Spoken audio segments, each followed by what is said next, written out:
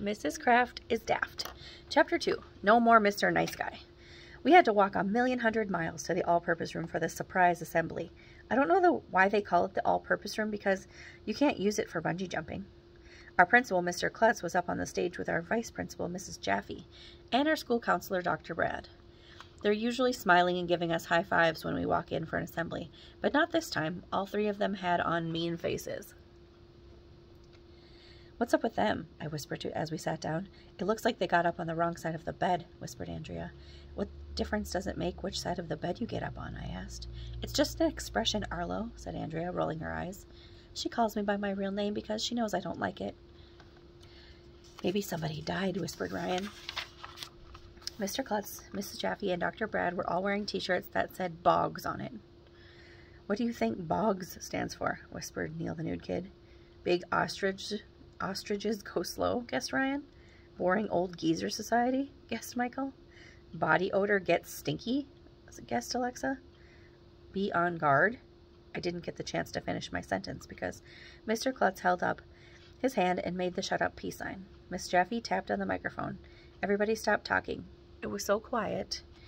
In the all-purpose room, you could hear a pin drop. That is, if anybody brought pins to school and started dropping them. But why would anyone do a dumb thing like that? "We are disappointed in you children," said Miss Jaffe. "Once again, Dirk School got the award for having the best behavior of the month. Dirk School is on the other side of town. That's where all the genius kids go. We call it Dork School." Miss Jaffe sat down and Dr. Brand stepped up to the microphone. "We have been having a lot of bad behavior problems lately," he said. "Students have been yelling and running around the hallways. Kids are talking back to their teachers. There have been food fights and riots. This is not the way children are supposed to behave in school. So we are starting a program to improve behavior and teach respect here at elementary school." Dr. Brad sat down, and Mr. Klutz stepped up to the microphone. He has no hair at all. I mean none.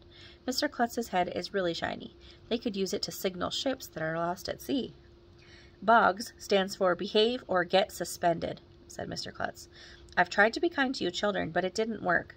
So from now on, it's no more Mr. Nice Guy. Students who misbehave will be suspended." Wow, I remember when Mr. Klutz was a good guy. One time, I got sent to his office for bad behavior, and he gave me a candy bar. That was cool. Now he's all mean. "I expect exemplary behavior at elementary school," he continued. "And that is all I have to say. I will be checking in on your classrooms regularly to see how you're making out." "Ew, disgusting," I shouted. "Mr. Klutz said making out." "Quiet," roared Mr. Klutz. "Enough of that foolishness."